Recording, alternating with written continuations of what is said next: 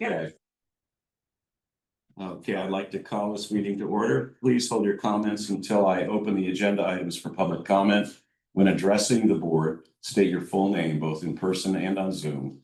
It is suggested that you enter your full name as your ID on Zoom. Minutes. I will accept the motion for the minutes of October 20, 2025. So moved.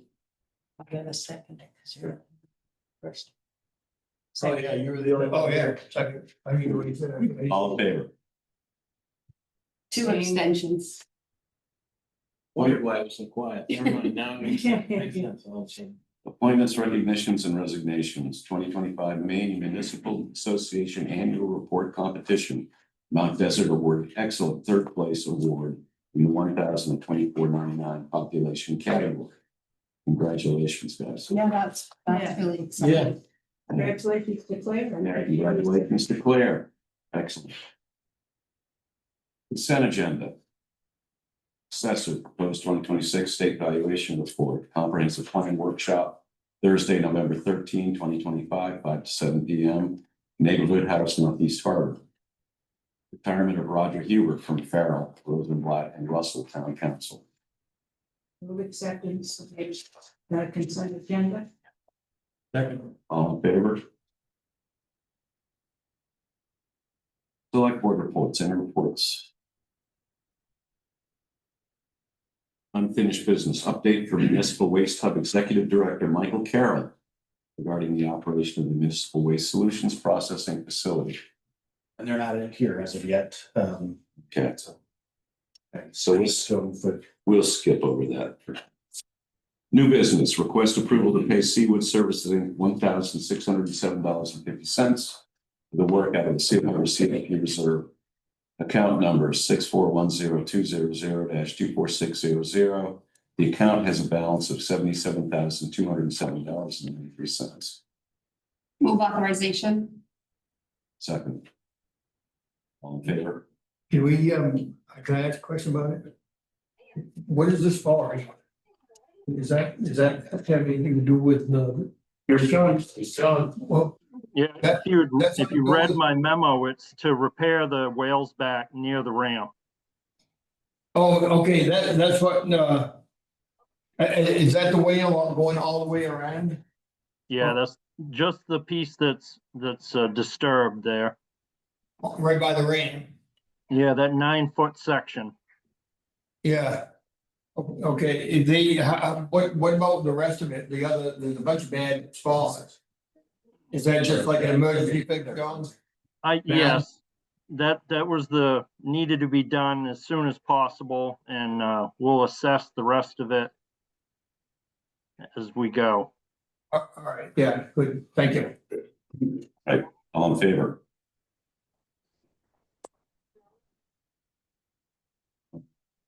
Yes, the way is Tony gonna be coming? Yeah, I was told 6:30, am I late? No. Oh. Yeah, it's for- Well, it's like so. Oh, yes, Tony is coming. So about 90 days ago, they changed the time of the meeting, so I've been late a few times myself. Oh, because I apologize, I didn't realize it was going, yes, Tony is coming. Okay, so we'll just run down new business. Consider authorizing the transfer of FEMA reimbursement funds in the amount of $5,543.51 from the town of Mount Desert to the Seal Harbor Village Improvement Society in association with the January 2024 storms. Move authorization. Second. Any discussion? Yes, please. I understand that the Seal Harbor Village Improvement Society is not in a position to apply for those. But I'm interested in whether or not any town expenditures were outlaid in this effort to do these same repairs. As you all know, I've expressed some concern about contracting out the care of town-owned property in the past. So I want to make sure I understand this situation where, we're reimbursing them for expenditures. Did we have any expenditures? What, that's all. So I don't know how much, and I don't really know. Quite frankly, I'm not sure what, I was surprised to see your name at the head rather than Brian's, but I don't know. That's probably because of the emergency in the FEMA part. But that's okay. Yeah, I don't know who wants to I can step in with that. So I applied for it because I'm your local emergency management director. Right. FEMA. So we had the January storms. We had 2 claims originally. One was for the town. But then as I got going, I soon realized that there were a lot of storms on the beach in the park. And it was the village improvement side that was cleaning that up. So in contact with them, they asked for, well, first of all, I went back and said that, we were ready to clean up, but it was already cleaned up. So I said, that was town land, didn't have to do it. There's a lot of conversations. And in the end of it, we felt that because it was town land, and we worked with FEMA, we met with them several times to make sure this is okay, that we could apply for the village improvement site because they did the labor and it was a cost that the cost them to clean up that storm debris. So it's out of pocket cost for them. So that makes sense. Their workers actually cleaned up Seal Harbor Beach and beach parking lot and some of the village green, which is town land. Yeah, I understand. Okay. And they expended more than the people they already have on salary or whatever. Yeah, this was above and beyond their normal work hours. This was during the winter. And you've answered the second question, which I absolutely appreciate, which is that, so FEMA is fully aware of the fact that we applied on behalf of an ineligible applicant. Yeah, they couldn't apply because they didn't know. Well, I understand that. Yeah. Just reiterate to me, okay. Yeah. I will say there was a couple of hurdles in learning this. The town may want to consider having any use with these third parties because that was the hiccup that almost make this group ineligible. Well, either that or start taking care of the town property. Whatever the policy soon is, but I think if we continue to have third parties taking care of town-owned land and property, we probably should have them use in place to make these applications a little bit easier in the future. Okay, thank you. Who did the work, Mike? Larry and his crew did? Yeah, the IS Yeah. employees, yeah. Anything else? All in favor? Great. Thanks, Mike, for doing all that FEMA It's backflipping. yeah. Request authorization to hold a rabies clinic on Thursday, November 13, 2025, 5 to 6 p.m. in the meeting room. Move authorization. Second. Any discussion on that? All in favor? And public comment.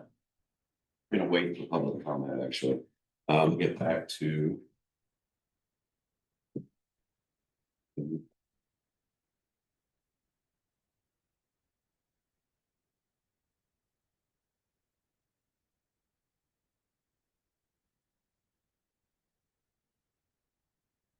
You want to go ahead? Yeah, why don't we just go ahead and. Mike, Yeah, here, right. one time gets started, we'll. Yep. Maybe have a goal that have questions for him too as well. How's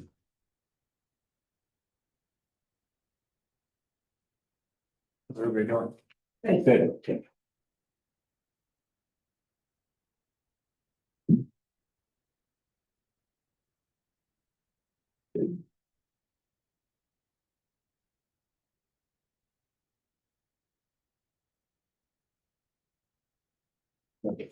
Mike, maybe introduce yourself first, and I can make the slides for it. Okay, great.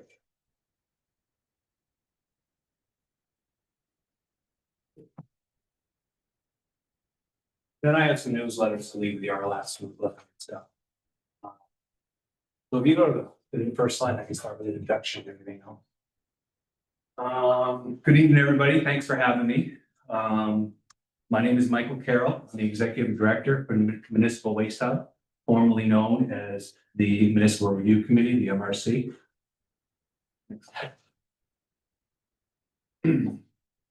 Municipal Waste Hub is a Maine nonprofit corporation dedicated to ensuring affordable, long-term, and environmentally sound disposal of municipal solid waste for our members.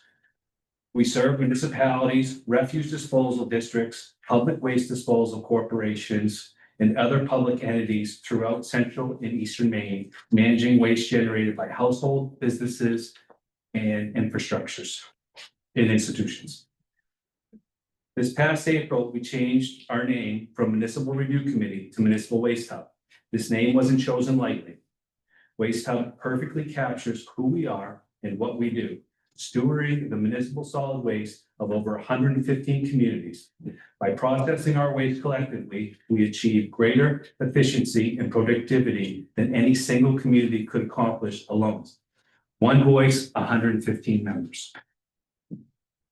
We were established in 1992 due to financial struggles at the former Perk Waste to Energy facility in Oregon, which had just started operations. The municipalities pooled their waste together and became a minority owner in Perk, which then made the facility profitable. In return, Waste Hub members received a long-term MSW disposal contract with fixed rates. 25 years later, with the waste contracts expiring, waste energy power purchasing rates declining, and Maine mandating a 50% waste reduction, and it was time for our organization to make a change.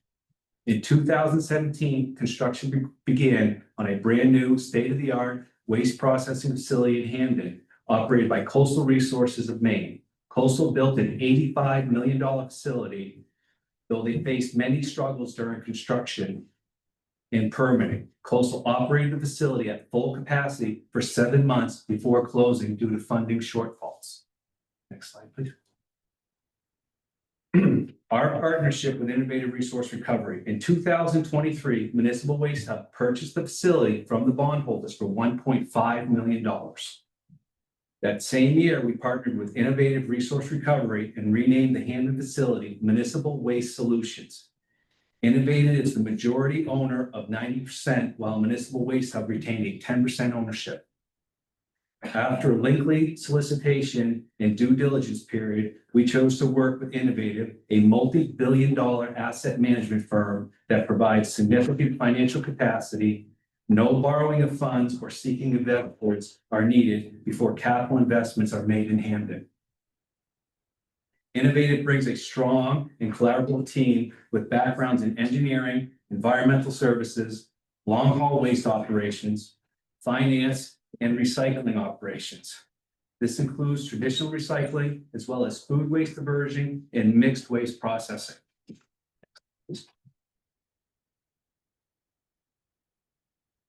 Municipal Waste Solutions is undergoing a $22 million investment with $10 million already deployed and $12 million allocated to the front end material recovery facility known as the MRF.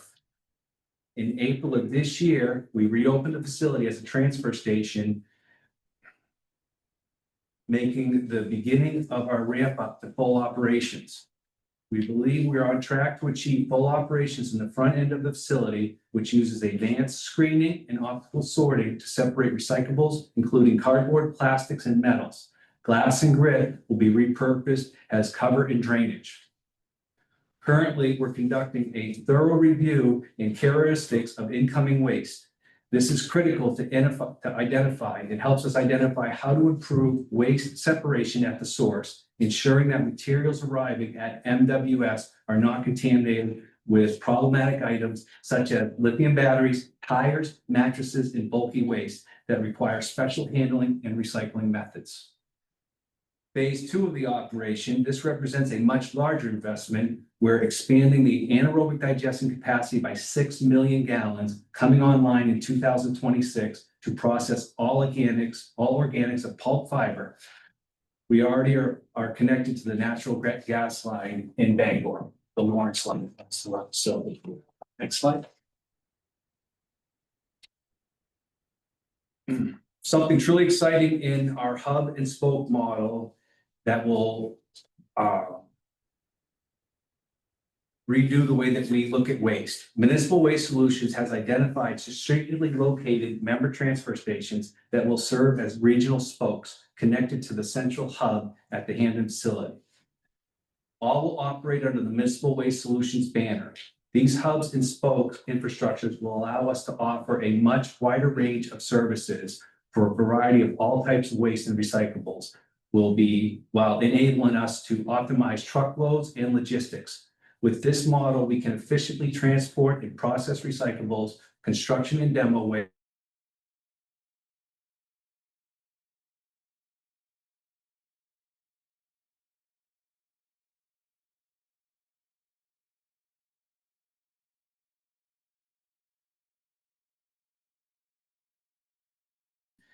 And this is a genuine game changer. They have acquired a fleet of 15 tractors and 20 trailers. This is a significant investment in rolling stock. Will work seamlessly to connect the Hamden hub with the member transfer stations throughout the network efficiently and economically, moving waste and recyclables. Beyond operational manuals and hub and spoke transport solutions creates valuable synergies among members by significantly reducing our collective carbon footprint through optimizing full capacity loads. We've also started a scholarship program. Municipal Waste Hub is proud to announce our new scholarship program designed to support the next generation of services. Professionals in 2026, we will offer up to $10,000 in scholarships for high school seniors or college freshmen already in post-secondary education. Our commitment is extended beyond waste management. We believe that the young leaders who will still strengthen Maine's communities. These scholarship programs reflect our investment in workforce development and our dedication to encouraging future leaders. Next one. Over the past year, while the MSW Hamden facility has been in excellent hands with innovative resource recovery, working toward restart, the Municipal Waste Hub team has been extremely busy. We visited member communities, created focus discussion groups, conducted member surveys, and performed through due diligence. The feedback was consistent and clear. Members want improved transportation solutions and more accessible collection points to increase recycling and decrease tip rates and disposal of all types of waste beyond municipal solid waste in ways that are both environmentally sound and economical. Well, we listened and we're executing on their recommendations. The developments I have shared today are a direct result of community input and our commitment to meeting their needs. We've always prioritized transparency with our members. We believe in keeping them informed and involved every step of the way as we evolve and improve. Next slide. We are working continuously to educate and outreach materials. Scotty is a character we created to educate on waste. He is all over our social media platform providing waste tips of the week. And here is the latest video.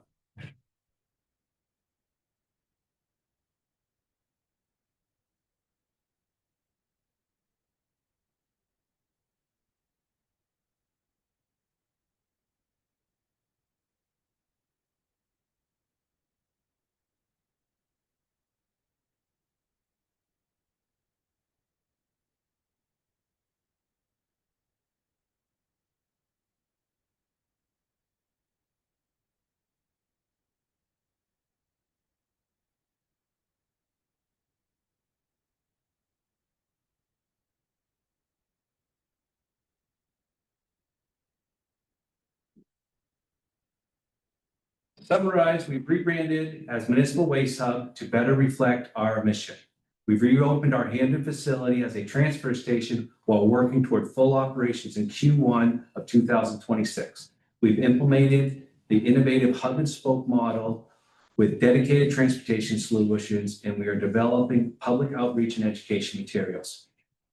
These developments position Municipal Waste Hub to serve you better than ever with greater efficiency, expanding services, and continued commitment to the environmental responsibilities.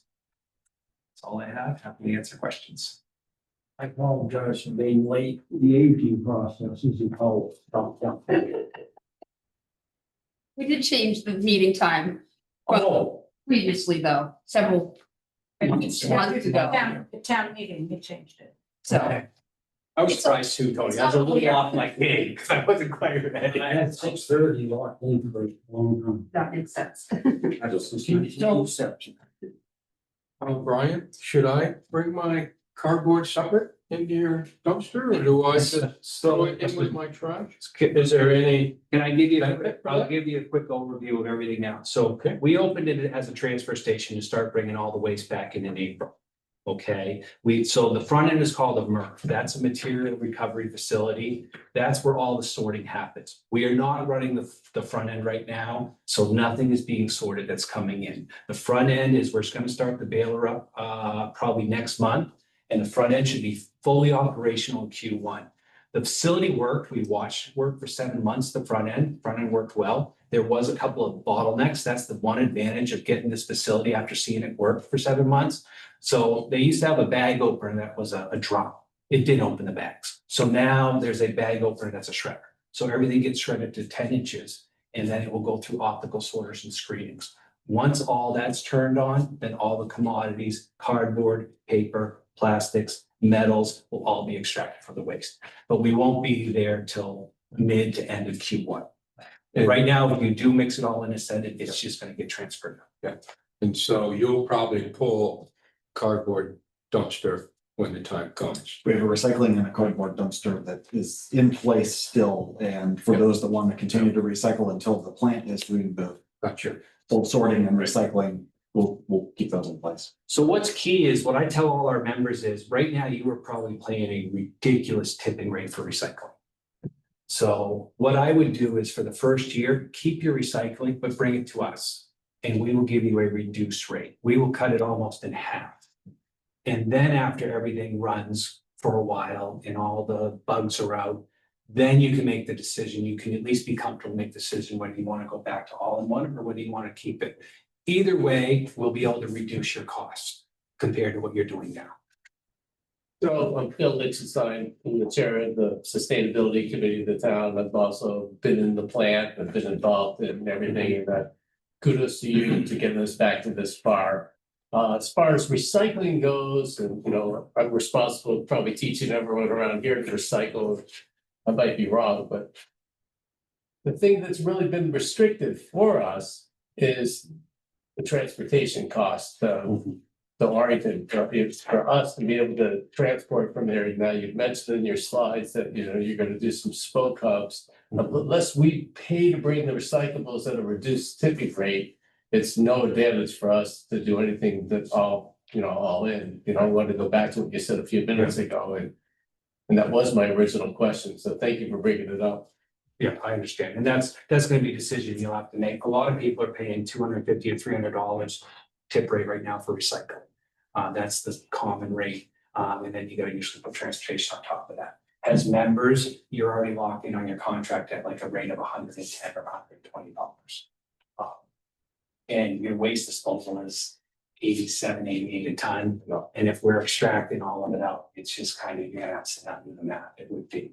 But a lot of people are uncomfortable with that right away, just starting back up. So that's why I say, go the first year, at least you can still send it to us, and then make a decision after that, with whatever you're comfortable with. How was it sent to you? I mean, like the trash is picked up, do you get it at Southwest Harbor or do you?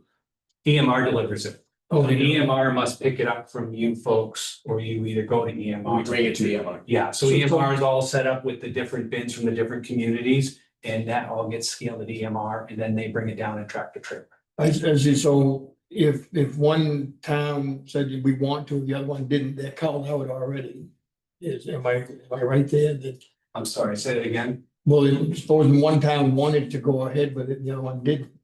Recycling, Yeah, they're already called out in different bins, so, yes. yeah. I mean, if you decide you want to re-recycling, you probably have to find your own footprint here in town. Yeah. Put those, you're looking at a big cost, especially bins and all that type of thing. I try to follow all the timelines. That you said the front end will be hopeful operational late Q1 in 2026. And when do you anticipate the anaerobic digester trying to get fired up? That will be, so the anaerobic digester is being built, that is massive. They are adding 6 million gallons of anaerobic digestion. So not to confuse people too much, the former owner made pulp. And these folks aren't making pulp anymore. So everything that would have been made into pulp, which is any kind of fiber paper, is going to go into anaerobic digestion with organics. So they are adding 6 million gallons to anaerobic digestion, and that is going to come in sections all be built. That will be late 26, as long as, right now I can confidently say late 26, but with current delivery dates and tariffs and everything else, nobody's told me a change yet, but I'm not overly confident when I say that with everything going on in the world. The MRF, everything's ordered, POs are cut. It's being built, and it's only 3 major components. The bag opener's already on site. There's a big trommel that everything spins through, it wasn't long enough. So it's one that's come in double length, so it's 60 feet longer. Those are really the only two major pieces being changed and the trommel's being built. And then I had just gone back a few years when we were, this was a fairly new concept. And there wasn't a whole lot of them being built anywhere else. Has that changed? Are Yeah. other communities around this country and are investors deciding that this is in fact something that they can make money on and will work for them? So it's really changed a lot. So the former owners did what they had a briquetter, and they were making stuff out of film and they were making the pulp. And one thing that I don't think they researched thoroughly, I'm a waste guy, I'm 30 years in the waste industry with hauling and collection. So this was real fun for me to get on the other side of the fence. But you're absolutely right. They added some new technology, some new pieces that I don't know. Nobody wanted to buy pulp, being a pulp guy, when you make pulp from trash, it has to be segregated, meaning you can never make anything food grade with it. There's not a pulp mill out there that's going to shut down when they start making the Tony's pizza box because a different pulp. You know, there's just nobody would do that. So that was fairly new technology. There's no new technology anymore. There's a MRF. They're all over the world. They've been around forever. It's a material recovery facility. And there's an anaerobic digestion. They're all over the world. They've been around forever. What they did is they had pulp and they had briquetters. Those were fairly new technology. And I don't know if they thoroughly investigated all the markets on that, where our folks are very big on, they're from the waste space and they constantly say the juice has to be worth the squeeze. They want the right thing done for the environment, but it has to be economical too. So they will look at, what we will do is we'll look at our residuals after. One of the big things you see in waste is mattresses and fabrics, the stuffed animal, the pillow, the shirt. We need to see how much of that we're getting and is there a home for that? What can we do with that? But other than that, right now, we're only focused on all the commodities and the anaerobic digestion. And I think it's important to know that our permit requires us to meet a 50% diversion. We have no choice. And we figure with everything we got going on right now, we're gonna be in the high 50s, low 60s. So the things that will be leaving our facility is all your commodities, that's your plastics, your papers, your metals, and all that sorted. Then there'll be the food and the fiber. And what puts us over is when folks put a recycle bin out now, they put that piece of paper, that plastic bottle in it. Think of that blue bin. Well, that material is being made in that piece of paper and that plastic bottle again. And we'll do the same thing. But that tissue you blow your nose in, that paper plate you eat off, all that fiber that you wouldn't put in a recycle bin, that's going to be made into natural gas now with the food.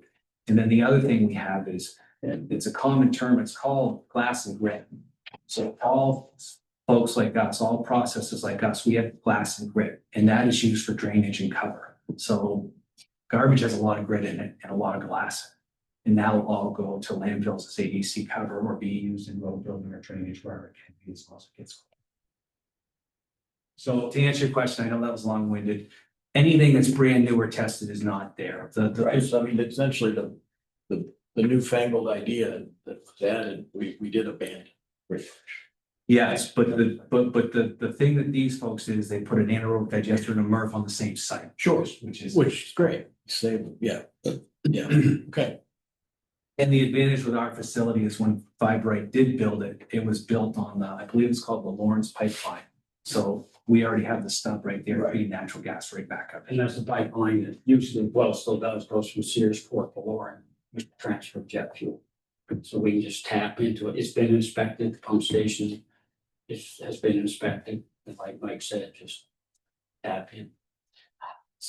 So the big advantage that, and I don't know if it's advantage because, you know, we didn't like where things went or being there, but now we own 10%.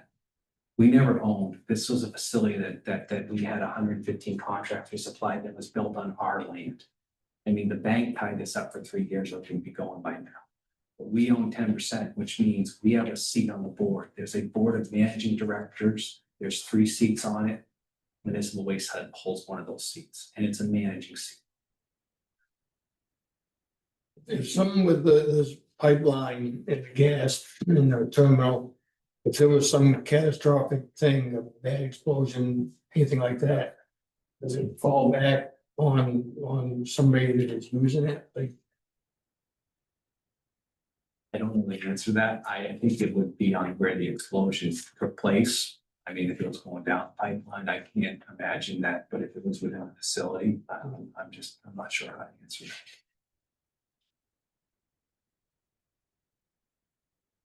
Contingency plan when it doesn't work.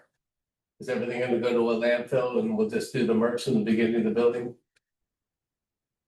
The gas, you mean? No, let's say the anaerobic digester, you know, you're now 6 years out, everything will, you know, because I think the public really wants to know where their trash is going. And I think, you know, that's why, you know, that's our job to educate our community. So I know your anaerobic digester is not being built. I understand that the MRFs, and I understand how the MRF works. I know you can separate everything out, but now you have an end product that, and no digester to go in. So now it's 2030 and it's not working. Is everything gonna go to Jupiter Ridge? You So know, none of our stuff, that's the big, so, and I'm sorry to interrupt. No, you're None of fine. our stuff goes to Juniper Ridge. I know that's a big misconception, is ever since we've existed, none of our volume goes to Juniper Ridge. So all our contract goes to Crossroads, which is a landfill. It's not much better, but we have been under scrutiny for many years. that's the Northwalk. So Yes, that waste management comes. We've been under scrutiny for many years, thinking that we're part of why Juniper Ridge is at its capacity. And we've never been allowed to put any volume in there. So our local trucks that we had to send there, we have to do what we call a waste swap, and it's always been that way. If I put 100 ton into Juniper Ridge today, Juniper Ridge has to divert 100 ton from their southern local they have coming up from southern Maine to Crossroads. Waste hub members volume has never contributed to the volume. But yes, so while we're not piling stuff up to go into an anaerobic digester when it's being built, it has to go out as a residual. I will tell you, they've gone, and I went with them, we've gone and looked at, there's 3 facilities in the world. Well, there's more than that in Europe and stuff, but there's 3 facilities that have gone and looked at that are doing anaerobic digestion and MRFs all on the same site. And the folks that we are with will not take any technology risk. That's why it's taken so long. I've seen more engineers and more experts hired. They just won't take technology risk. They have to see it, they have to push it, and they have to know it works. And if you tell them it works and draws it all out, then they're gonna go the next step, verify the same thing. They just won't do it. And I think that's why they're so successful. How many facilities do they have? So this is gonna be their first MRF, like the 2 together, but they're into long haul of waste. They do stuff with organics and they do processing like C&D sites, not full blown landfill like C&D.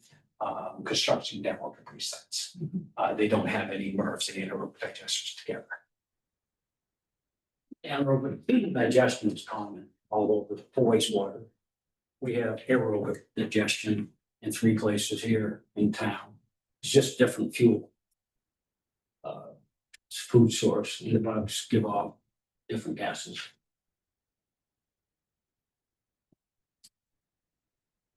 Anything else? I saw in New York. I'm just trying to figure out what you're talking about, the same thing.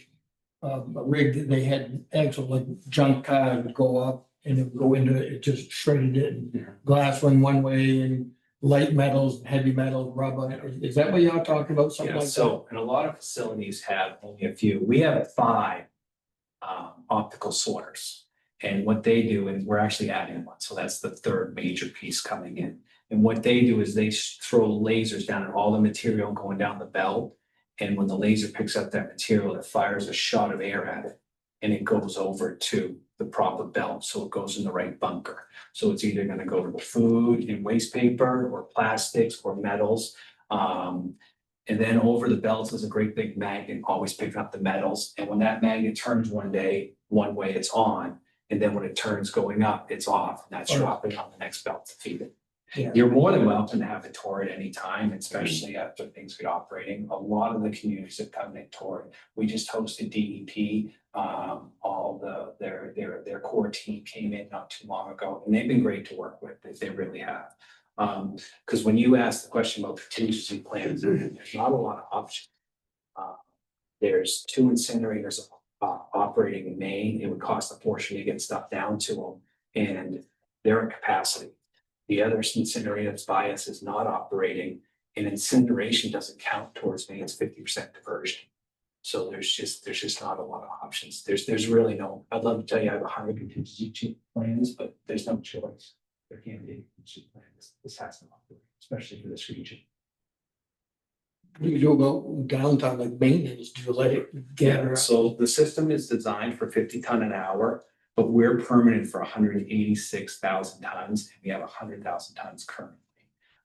If you do all that math, third shift will always be a maintenance shift. Oh. Because of what the tonnage is, you'll always run that through 2 shifts. Right now, we'll only run 1 shift.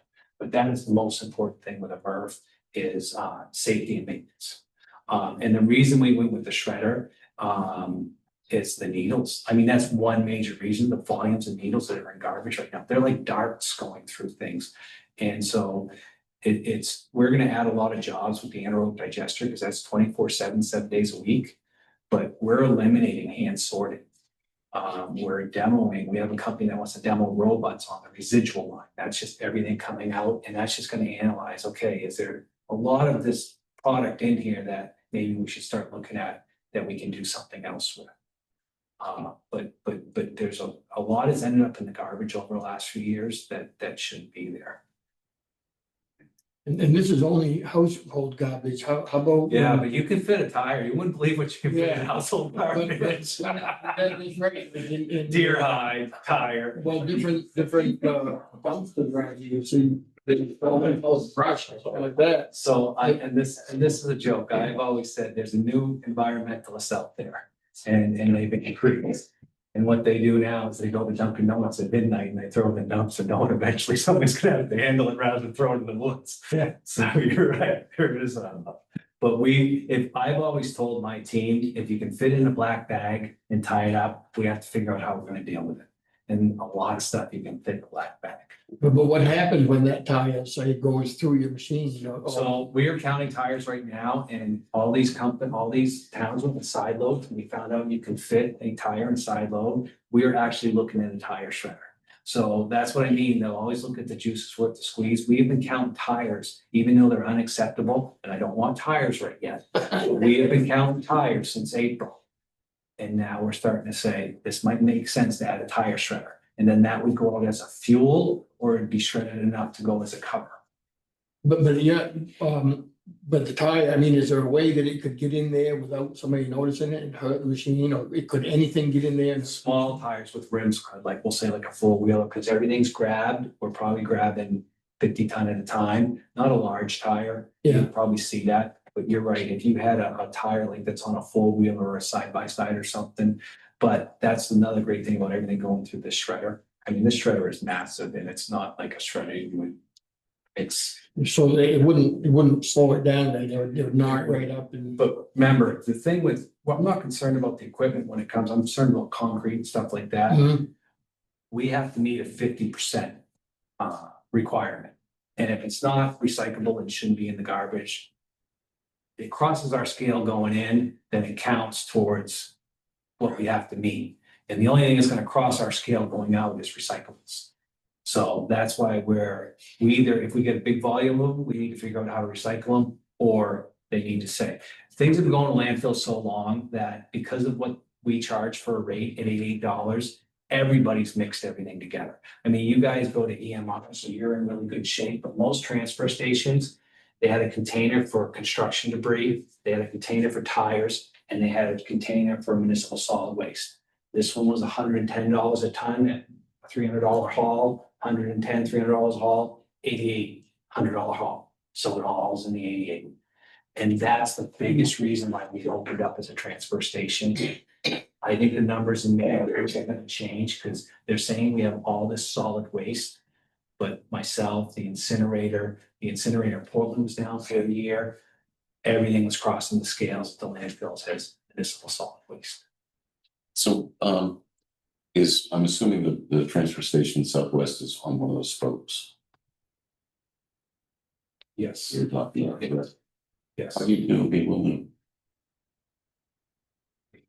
Magnetically, I mean. So if it was all separated already, well, the aluminum, to me, aluminum would be like the cans, like That's all through optical sorter. So whatever the magnet, that's why there's so many optical sorters. They're programmed for so many different things. We were picking up, so a big thing with the spokes is, so I can go to all my transfer stations and put a trail there and say, okay, now we can collect 10,000 tons of tires. Do we put in a tire shredder ourselves? Do we go and get a deal for everybody? Because everybody's paying a little bit different. Same with C&D. One thing I didn't announce, because we just closed on it, we just finished up. One of the big problems for our members is construction debris. We, Municipal Waste Hub, just closed in the last month on, it's the former J Mill site. They have they were licensed for disposal of construction debris, and they also have a wastewater treatment plant. We just purchased that for $1.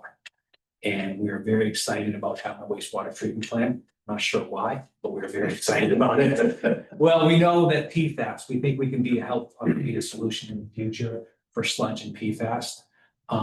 And our members, construction debris is a big problem for them. And now we can, so for instance, I'm looking at a place, we'll say around the Bangor area, and now everything north would go to that place. And we put it in our trailers and we send it to our J site. I think it's gonna be a big reduction for our members. And I think it's important, I'll just throw a curveball. As part of your membership, one thing is I talk to, well, not you much, but we provide all your numbers for you. So I give you an annual report that shows exactly how much waste went through the system. There's a big program coming out where municipalities are going to be able to get reimbursements. It's called EPR. It's Extended Producer Responsibility. We're going to be able to share all those numbers with you so you can file for reimbursements from the state. And we have a full-time law. Excuse me, what would the reimbursement before? So what it is right now, a lot of companies like TVs and paint, all these companies has to pay a fee to sell in the state, and that all goes into a fund like bottle bill. Well, this is called extended producer responsibility. So anybody, this is going to be enormous, that has packaging material has to put into this kit. And so what it is I'm going to be able to send you now and say, you recycled, because regardless whether you're separated or not, I have to pull 50% out of your garbage. That's what our permit says. So now I'm going to be able to tell you, we pulled 50% of paper, plastic, and we'll call it film, like the wrap that comes around stuff. So film, all three of those things are entitled to EPR, and EPR will give us a formula that says, okay, 3% of that total, I'm making these numbers up, 3% of that total is packaging material. So you can submit for, and they'll send you a reimbursement for that. And you don't have to touch anything. It's a law that we've worked with DEP. They really brought us in on it. I got a letter from DEP saying this facility is approved as an EPR processing facility. And so we're just going to be giving you a number at the end of the year. You're going to be able to apply for these, and they're supposed to start paying out in 2026. Yeah, so that passed just this June. Yes, I think. but we've been writing the rules for a couple of years. Yeah, and so we have information about that. So Well, we're we're- working with them. Let's give them the books. Reimbursements for the town. This recycling facility. When you start producing the natural gas, you sell it? Yeah, so everybody, I was waiting, somebody asked that question, believe it or not, and I'm no engineer or scientist, I can't figure it out. It's cheaper to buy it and fuel our facility, and you make more money selling it down the pipeline. So we're gonna be buying gas to heat our facility and run things. And selling gas that we make from anaerobic digestion, and the amount you can sell it for outweighs what it's gonna cost to buy gas from it. It's just crazy. So is it a lot of money? I'm not sure. I know we got a grant, and that was important. I know that the people got a grant. I'm not sure what they call it a RIN. I'm not sure what the profitability on that is. I mean, I've looked at all the numbers for the facility, and it's profitable. But they're gonna have to secure a contract for that. Everything when it came to the gas, of course, we were very conservative. You know, at the time when, business plan had to be put together, a profit and loss had to be looked at.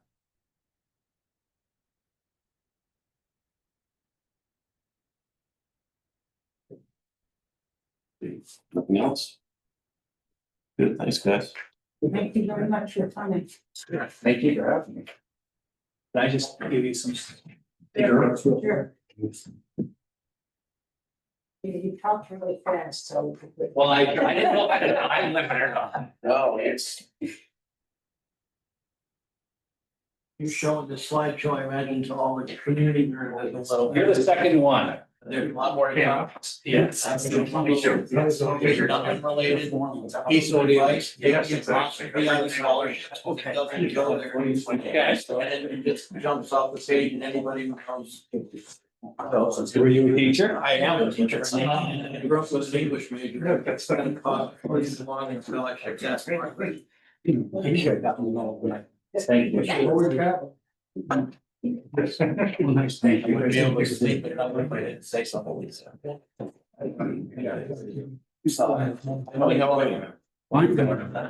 From the beginnings of it, but we are already. Thank you for your time, a lot of hard work. Thank you for your support. Anytime you- And they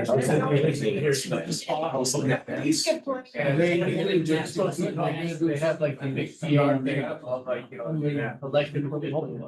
Only people they serve. I didn't know why like sales. But will we still? You'll still go through it. I mean, I started. I mean, that's. Move you from another guy's transportation. Yeah, right. I'm originally.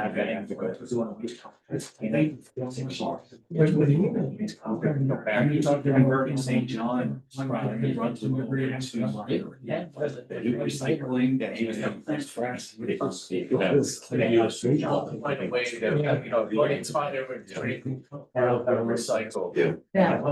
Thank you.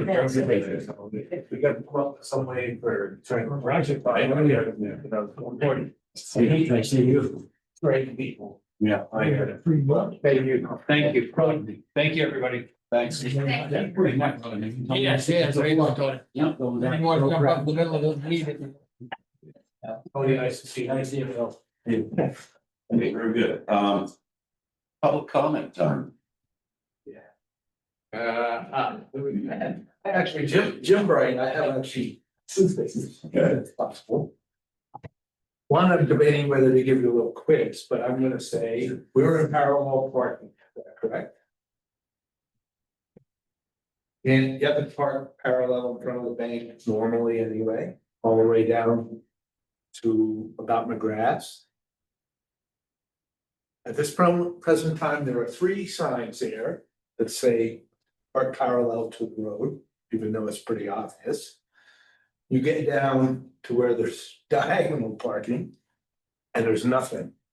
They even put the winter portable, no, parallel parking sign on the bank property right next to the permanent sign that's there.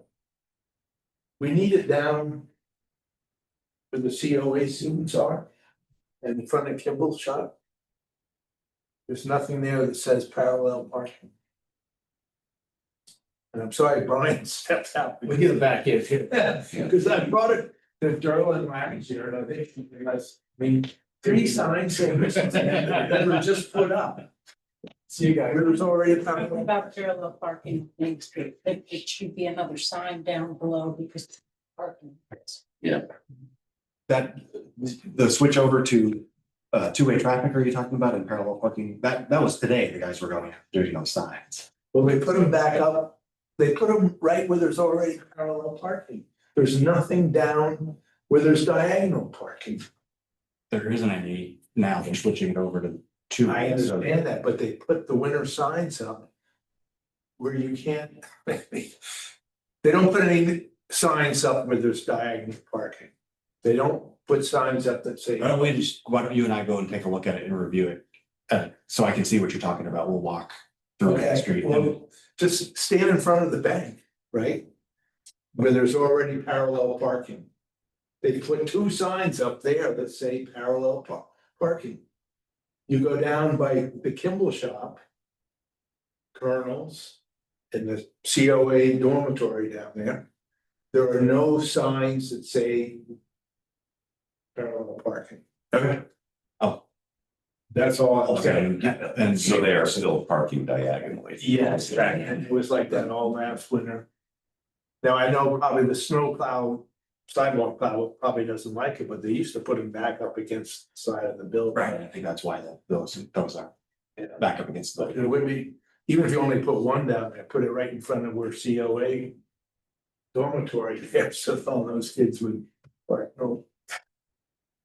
So, the other thing, now that we've gotten by the unfortunate situation of spitting on trucks and stuff because people are frustrated. I think it's time for the town for Memorial Day to Columbus Day to ban sidewalk parking. You go out Harbor Drive, we're gonna have a big fancy new hotel, people cannot walk. All those houses have room to put in parking. Yeah. I know that's. I personally think it shouldn't be limited, it should be never. Why would you park on the sidewalk? It shouldn't be there ever. Absolutely. I was gonna be generous to the contractors to say, Well, you know, it's not just contractors. I mean, coming out of town, there's a moped that's been in a bike lane for 10 years, and there's cars. Well, that's 5 years. I've been in the place with Cranberry when you're in our house. That shouldn't. But anyway. Yeah. And it's just, it's crazy, we don't have that, and new construction at the end of Summit Road, I don't know if anybody ever, that big house that was redone over a 2-year period of Yeah. time. They got one parking space, they got a pull out, and then they have 3 family cars on the parking lot, on the sidewalk. Yeah. We have no ordinance against it. There's gonna be an ordinance getting parking on the sidewalk. I mean, you can't ride a bike on the sidewalk, can you? I don't know, maybe. Possible for the town to say that those houses on Harbor Side, you now need to put in parking. I don't think you can tell them to put it in, but they're, I'm sure it's illegal to park on the side. Alex, we look into that or? We have to, Jimmy, we have discussed this before with the police and they said they would do something and. Well, then my next comment was to get some enforcement, Yeah. but you see it mostly in the summertime. And, you know, they've taken care of the problem in Steel Harbor with the contractors.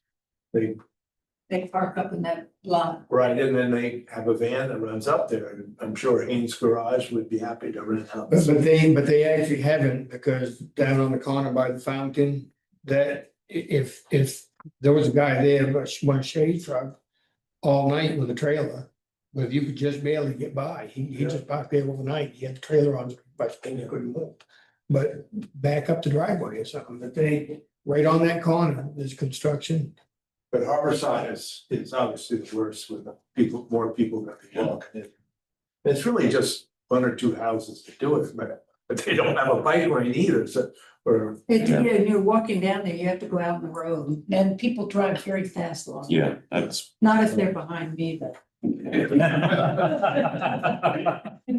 Just me. So those are just my pet peeves, and I figure I get more notice if I come in live. Well, you know, I think you're kind of preaching to the choir. I mean, we're retired. I know, nothing ever gets done, I know, so. because that's the way it's been done. That is it. It's been, Seal Harbor's another one across from the post office. Yeah. You know, Oh, there's not yeah, supposed to that's be any parking there, and more they're parking in the road. Yeah. Here, And while we're at it, I don't like when people park the wrong way in front of our. Nuts. Well, see, in Massachusetts. You that's can't do illegal. that. Yeah, you can't do that in most states. Yeah. Yeah. Turns out. On a you can one-way go in street. Northeast Harbor. Yes. Well, no, you're probably not supposed to, there's nothing done about it. Well, that's one of the problems. They swerve over a person. Okay. Maybe you should hire a retired guy to be parking police. do we have that parking cop still with Borough? Yeah, I think where he We have still a- is. we have a parking person. Yeah, she's done a good job and she had Yeah. a huge problem this summer, again, back to parallel parking. a bunch of people tried to angle park at Little Long Pond, and it was a disaster. 'Cause Oh, they were yeah. there, Oh. and, you know, I was there when, because I work in there, I pulled over and I know Sue really well, and I called Patrick up on the phone and said, listen, you got a real problem, and you better put some signs. And it'd be a great place to ban parking anyhow, because it's really dangerous, and it's been dangerous for a long time. At Little Long Pond, they built the satellite lot up the hill, and Nobody wants it. no one likes them. They wanna walk their dogs, and I love dogs as much as anybody, but there's another real. Walk them down to the pond. Yeah, there's another problem spot. You know, as much as I love signs, No one reads them. Thank you. it's like no picking rocks, and there's a guy running into sign loading rocks in the trunk of his car. You know, So can we keep Tim's conversation going? What do you think about, you know, the success of Bar Harbor at paid parking, and we sort of like toe dipped in the, you know, near the marina? Is that someplace, do you think we would maybe go, just as a probability thing? I wouldn't go for that. You can't even, I mean, they allow people that are non-residents to get those off-street parking permits. So that people like my son who lives in Bar Harbor can't park his car Yeah. anywhere. Yeah. Because every spot is. But they did make $4 million. $4 million. That's right, yeah, that's, yeah, but that's a bad idea. Yeah, it cost me more to park than it did to go to the movies. You can dig out an old study that was done by the University of Maine about, when I was on the select board down there, about turning that into paid parking if you dare. It's out there somewhere. That'd be about as popular as an ordinance for short-term rentals. Yeah. yeah. You have any other cheery little tidbits for us? No, I'm just, I can sleep well at No. Very good. Okay, well, any other business? I have a comment. I'd like to ask, I'm Alan Kimberly. And I would like to ask the board and department heads to try to have their budgets not as high as they have been in the past. Everything's been coming in at, you know, some of them are over 10%. And it's been going on year after year after year. And I don't see how we can sustain increases like that every year. You know, if I can see if we come in at the rate of inflation. But there's been a lot of double-digit increases in departments. And of course, that reflects on our property taxes, which have almost doubled in the last 5 years. So for us, Easy to spend somebody else's money. for us poor people that are living on Social Security, you know, it'd be nice if we could try to curtail some of these things, and some people lower expenditures or. Well, that being said, thank you, Alan. Don't forget, about a third of our community is in economic hardship, which means they go into debt just to pay for the heating and groceries. You wouldn't think about it on this island, but that's what the census data is telling us. So all those changes in budget, all those upward trends are significant for a lot of people. So being on the warrant committee, I see them every year. Hopefully. And Jim, I want to talk to you. I didn't do anything wrong. Oh, you probably did. I got Harbor Committee. Oh, Jesus. Yeah. No, you'll like it. You'll like it. No, I got something for them too. Right. All right, is there any other business? Oh, there's so much. Okay. Drop me a read treasurer's warrants. Approval and signature town invoices AP 2628 and AP 2607 in the amount of $657,000, $657,179.49. Move approval and signature. Second. All in favor? Approval and signature state fees and payroll benefits, AP 2626, AP 2627, town payroll PR 2609, in the amount of $308,306.88. Move approval. Second. All in favor? One abstention, please. Acknowledgements, school invoice, school payroll, NDES payroll of PR 9 in the amount of $214,437.12. Second. All in favor? Motion to adjourn? So moved. All in favor?